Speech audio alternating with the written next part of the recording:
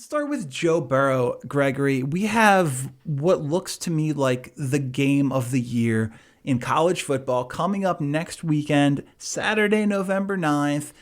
Alabama versus LSU, 1 versus 2. It could go either way depending on what you're looking at. The coaches versus the AP. I think the AP has LSU 1, Alabama 2. The coaches have the alternative. Wow, words are hard. And I'm so excited for this game. I have not been super up for college football this year for whatever reason, but this is just grabbing me and pulling me. I have it set to record already just in case something comes up. I can't wait for this. And one of the reasons that I can't wait for this is that we are going to see the great Joe Burrow firmly establish himself as the best player, at least the best skill position player in this year's NFL draft class. I'm not going to argue that the best player in the country is a gentleman playing at Ohio State by the name of Chase Young, who, crazily enough, in a world where Ohio State has had both of the Bosa brothers, Chase Young looks like the best defensive end to come out of there, God, in decades. But in terms of skill position players, Joe Burrow is my guy. Joe Burrow has been a revelation for the Tigers this year. He's the reason they're number one. No one expected this. We thought, LSU will be good, but probably because of their defense, the Grant Delpits of the world and so forth. But Joe Burrow has come in and put up one of the best seasons we have ever seen for a major conference college football quarterback since I can remember. Any quarterback prospect in the last 5 years would be envious of the numbers he's putting up. And that doesn't even, mention the fact that he has ideal size for the position in the NFL at 6'4", 220. Through 8 games, Joe Burrow is completing 78.8% of his passes. 78.8% of his passes, just a hair under 80%. To the tune of 30 touchdowns and 4 interceptions. And it's not like he's throwing checkdowns. This is not like a little West Coast offense. Joe Burrow is making every throw you can expect from a big-time quarterback prospect, and he's putting touch on them, and he's got the accuracy, and they're finding the hands of his wide receivers for oftentimes long touchdowns. This guy has come effectively out of nowhere, and I think when it's all said and done, he's going to grade out as one of the better quarterback prospects, not only this year, but that we've had in recent memory, Greg. Yeah, I could definitely see that. I mean, Burrow has finally established a quarterback presence at LSU, something they desperately needed for years, honestly, if we want to go all throughout, even prior to Ed Orgeron's ascent there. Who's the last prominent LSU quarterback? It's got to be Jamarcus Russell. J.D. Booty. Yeah. No, Jamarcus Russell's the last guy you can really even recognize. I mean, you had guys like Zach Mettenberger. These guys never worked out. They were never good enough to help LSU kind of get over the hump, and Burrow's definitely done that. We do this all the time with stats and things like that, and college stats are what they are. We had the same debate when it came to Daniel Jones and him not being the savior of the Duke. New York Giants. And you gotta have to take a step back a little bit when you talk about how his stats are going to carry over to his grade when it comes to the actual NFL draft.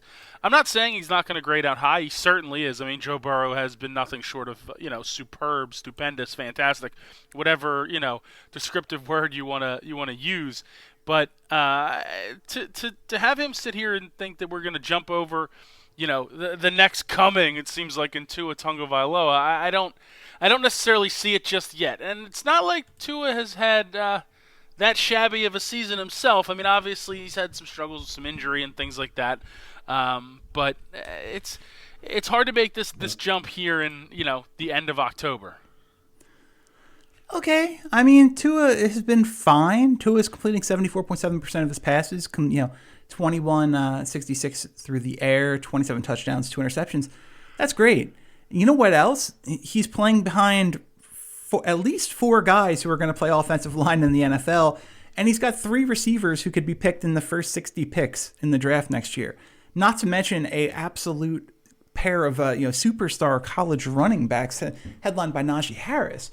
This Alabama offense, look, we talk about college stats being misleading, and sure, there's something to that. I don't disagree, especially when we're talking about players who struggle, because football is the ultimate team game, and without the rest of the positions carrying their weight, it's tough for a quarterback or a wide receiver or whatever prospect we're talking about to really produce, with the possible exception of defensive ends. But this isn't the case. This is a guy putting up extraordinary numbers. This is a guy who has gone so far and so beyond what we could have expected from really any quarterback in this class. A class that, by the way, we were insanely high on coming into the year with the Tua Tagovailoas and the Jake Easons and the Jake Fromms and the Justin Herberts and the Jordan Loves. All of a sudden, Jalen Hurts and Joe Burrow have raised their hand and asked to be included in this conversation, and both of them, at least Burrow, I think, ends up going number one, but Jalen Hurts is going to have an off chance to go in the first round because of the success we're seeing with Lamar Jackson in Baltimore. This is just a fun year. I don't think the Daniel Jones analogy really carries a ton of weight because we're not looking for excuses for why he's good. We're seeing evidence of why he's outstanding. And Tua, am I the only one who has never been as excited about Tua as the rest of the country? I know it was a fun story when he came in 2017 and he took over for Hurts in the championship game and he led the team, blah, blah, blah. The next year, Hurts had to do the same thing for him, basically, to get a championship.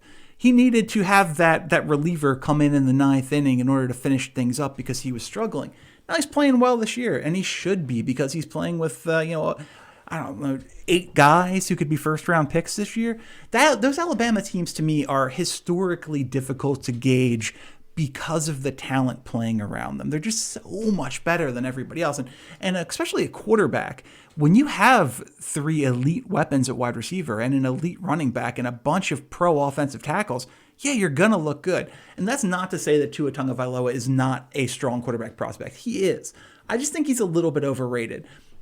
Now, is he going to be the second pick in the draft? Yeah, probably, because we know how the NFL draft goes. If you're good enough to be one of the top 10 players in the draft as a quarterback, you're probably going to go number 1. And I think Burrow is the 3rd or 4th best overall player in the draft behind 3rd, 4th, or 5th behind Chase Young and Jeffrey Okudah at Ohio State, and Andrew Thomas at Georgia is in the conversation, and Jerry Jeudy at Alabama is certainly in the conversation. So that means that whatever team is picking number 1, right now the Cincinnati Bengals, who, by the way, just benched their longtime starting quarterback Andy Dalton in favor of Ryan Lindley. On his birthday. Yeah, just ice cold by the Bengals. They go to Ryan Lindley to see what they have. Well, they're going to go to Joe Burrow next year if they stay in this position. And we have Miami picking 2 right now. Exactly the same thing. Josh Rosen looks lost at the professional level. Ryan Fitzpatrick is leaps and bounds better than him as a quarterback. And that does not bode well because I've always said Ryan Fitzpatrick is an outstanding backup quarterback and a super mediocre starter. I think Cincinnati's going to end up picking 1. They're going to go Joe Burrow. I think Miami's going to end up picking 2. They're going to go Tua Tagovailoa. And then Miami's going to have the opportunity to come back a couple times with the other picks that they have acquired and add some more talent to that group. I think right now they're also picking 12 from Pittsburgh and 22 from Houston. You add a skill position player and offensive lineman, you build from there. But that doesn't change the fact that Joe Burrow has tools that Tua doesn't.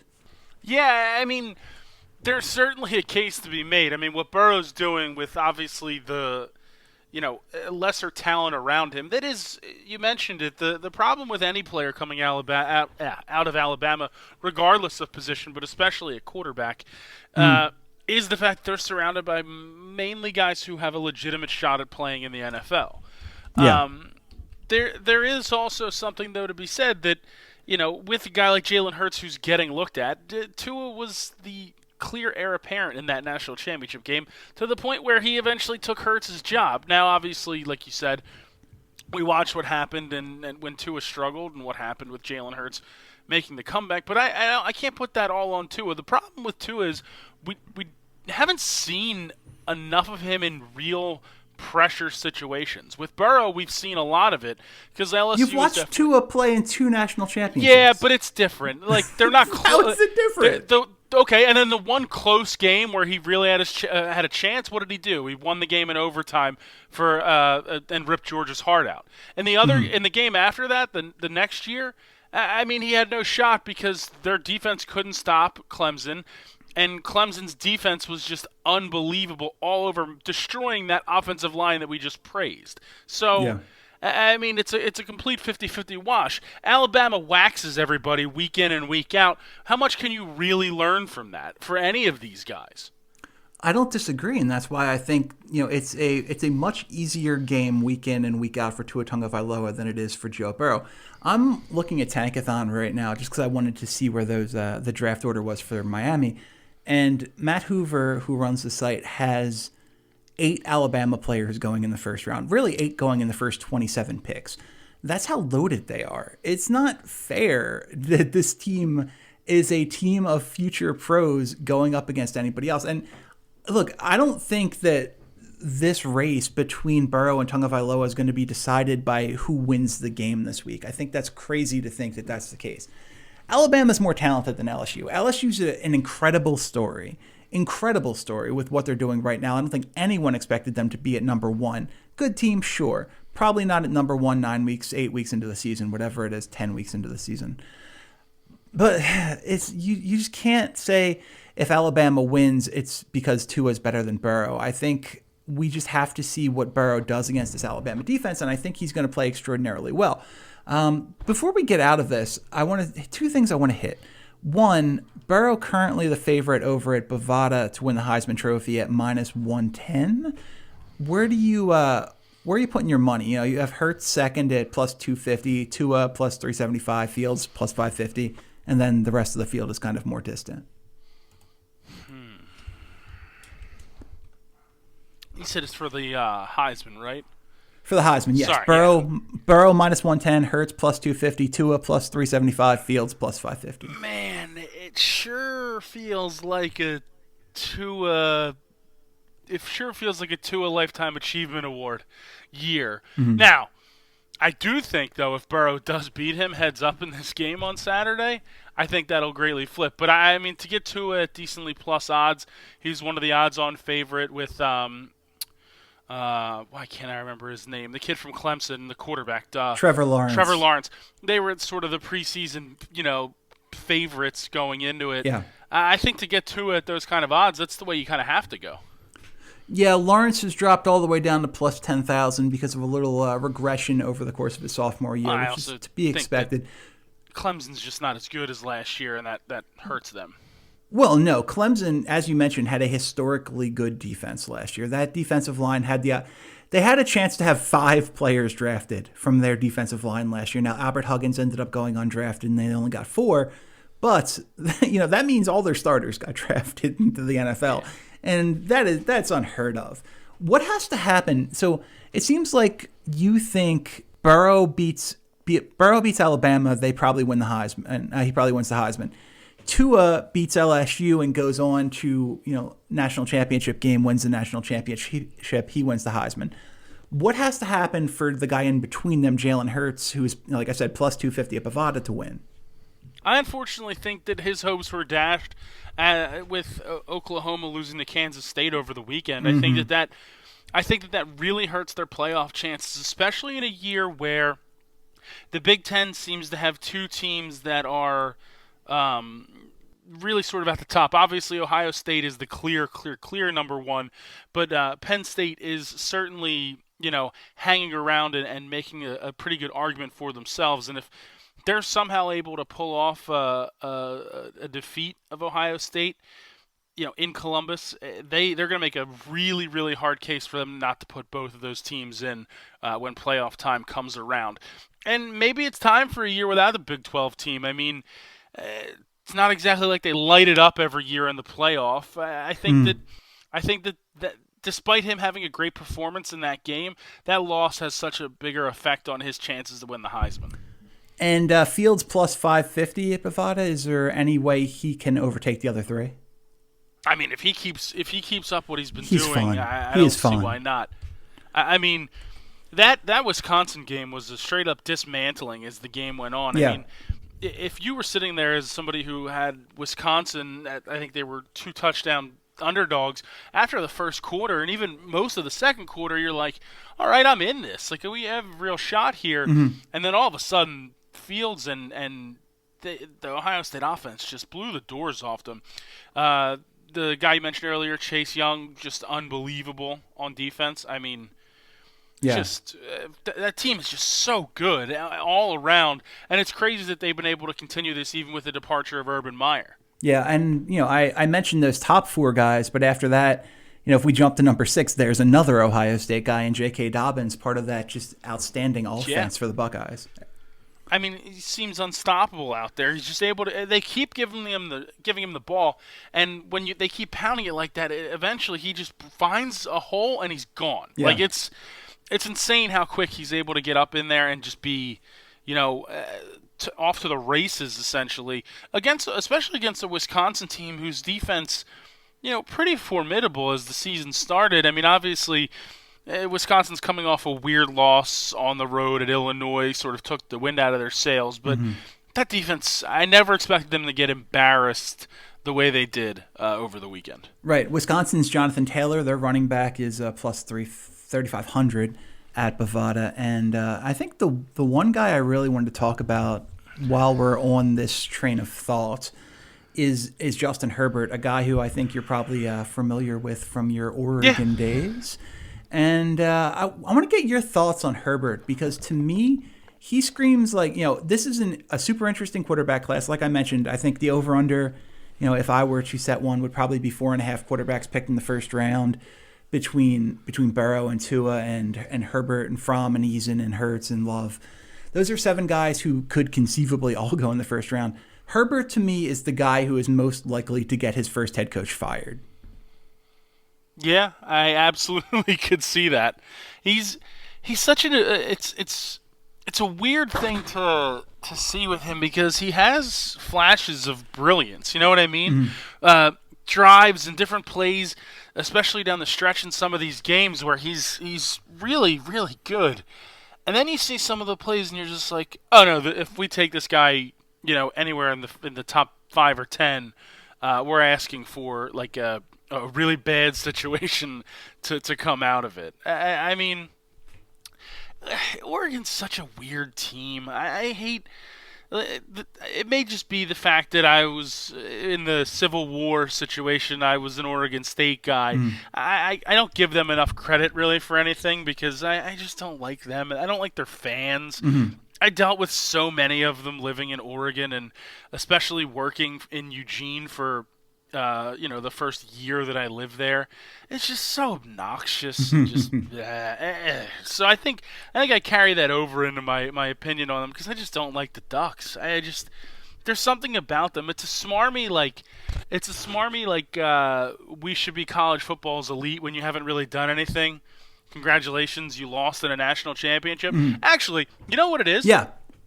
The entire town and the university and the team, they basically adopted Chip Kelly's actual real-life attitude. Okay. That's what happened. Tell me.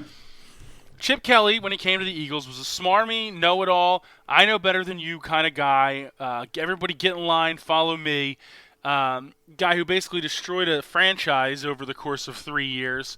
And that's kind of what they are. They're the smarter-than-you college football fans. They think the Ducks are the be-all, end-all, and they're just not. They're just not. And I think I unfairly judge Justin Herbert because of that. Yeah, but I'm guessing your feelings of Corvallis are slightly different. Yeah, except their team stinks every year, which is unreal. I mean, actually, this year they've been surprisingly better than expected. Their fans care. Their fans are super into it, despite the fact that I think their over/under win total last year was like over 2.5. This year, I don't think it was much higher. They've gotten some good, some good play this season, and they've stayed close in games and actually won a couple games I don't think they expected to win. But it's a baseball town. They win baseball national championships. They don't win football And games that matter. nobody cares about the baseball national championship until that college World Series starts. Nobody cares about college baseball until then. Yeah, I agree. I completely agree. I went to plenty of Oregon State baseball games. Those people care, but outside of that, there's not many. You hit on national championships, and the segment's already going long, so I want to get out of here pretty quick. But I think the odds are interesting. I'm looking at the Bovada odds here, and you've got Alabama, as the favorites to win this national championship coming up at plus 250. And they're your number 2 team in the country. You have Clemson as the number 2 team in the odds at plus 275, basically even with Alabama. Ohio State, number 3, also plus 275. LSU is plus 450. Georgia, number 8, is plus 1,400. Oklahoma, who's number 10, 6th most likely to win at plus 1,800. And your Penn State Nittany Lions, the number 5 Penn State Nittany Lions, coming off a big win. Nice win this past weekend. Plus 2,500 to win at Bovada. I mean, Chris, don't make me do it. Don't make me be a homer. Yep. Now, the 2 that I like there, LSU, I think, is a really solid bet. Yeah. I think Alabama's a little bit weaker this year than in the past. There's just certain things that have happened and certain plays and certain games they've had. They don't feel like the dominant Alabama, which is good for college football, if we're being perfectly honest. Yeah, agreed. And the other one, I don't have to go homer. 20 plus 2,500.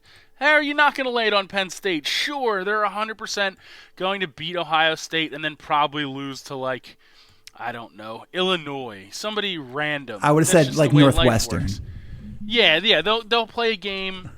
It'll be at Northwestern at noon, and they'll lose 7-3, something weird. Yeah. But no, I mean plus 2,500 for a team that's shown that it can dominate when needed, and their defense has been very solid. Clifford looks like he's at least competent quarterback back there, which is something that Penn State always desperately needs. I think that this team has a real shot. Now they'll dash my hopes eventually, but you know what they'll never be? They'll never be as bad as the Temple Owls, Chris. They will never be as bad as the Temple Owls in football. Are you concerned about potentially losing James Franklin to a USC? That's fine. I'm not a huge fan of James Franklin anyway. Okay. And last thing about Penn State, because we have veered dangerously off topic here, but it does stay within the NFL draft, and that's close enough for us. KJ Hamler, what kind of value do you place on Hamler should he leave Happy Valley this year? I mean, I think with the numbers he's been putting up in the games that he's been having and just the explosiveness that he has, I could see him going a little bit higher than he probably should. Mm-hmm.